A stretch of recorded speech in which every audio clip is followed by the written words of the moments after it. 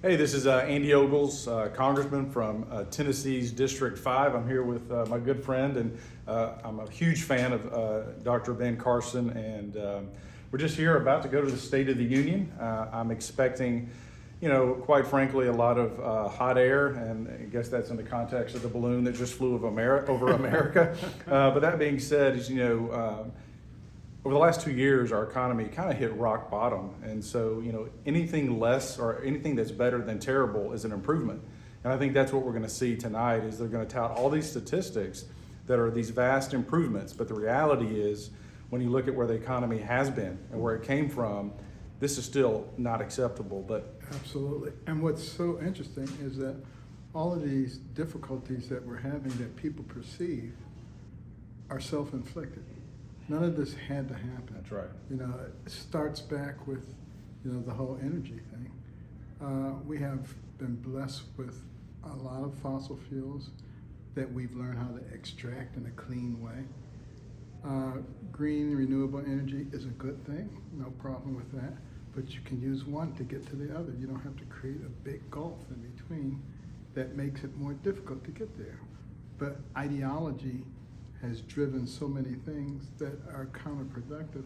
And of course, that has led to increased food prices and other prices. You ask the average person who goes to the store, are things better? They're not going to tell you that things are better. Things are much worse. Okay. And they probably are going to get even worse. And then you look at things like our border. How can you just flood the country with people in an unstructured way, many of whom could be terrorists? Did we learn anything from 9/11? Right. I mean, why wouldn't Iran send terrorists in through that mechanism and target the vulnerable substations and knock out our electric grid? Why wouldn't they do that? The grace of God, that's the only reason they wouldn't do it. Well, to your point, literally in the last 8 days, we caught someone from Iran that was crossing into our country. And you mentioned energy. The cost of electricity is up around 11%. Depending on where you're at in the country, natural gas is up 25 to 29%. And then heating oil, propane, is going to be up 45, 49% this winter. And that has a real impact on the economy. And so, I work for Dr. Laffer. We love art. Oh, absolutely. Well, the book on my desk over there is his new book. But, anyone who says the economy's we're better off today than we were yesterday is lying to themselves. No question about it. And then you look at our standing in the world, and you look at some of the things that are going on.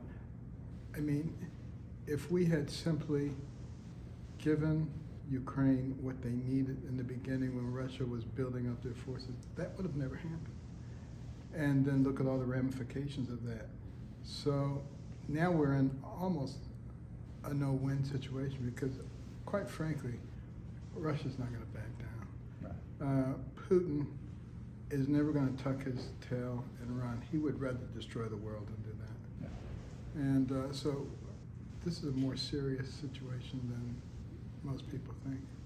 Well, and actions have consequences. When you look at the withdrawal from Afghanistan, the debacle, I think that was directly related to Russia's action in the Ukraine. Right. And I dare say that China is paying attention and is on the verge of continuing to bow up, I'll just put it that way, both economically against us, but also with Taiwan. Well, they recognize an opportunity. That's right. They are opportunists. And they're not going to do a lot of things if we have strong leadership that they would do now. That's right. With that, I think it's about time for us to head to the State of the Union. Sounds good. Thank you for being here, sir. Thank you for inviting me.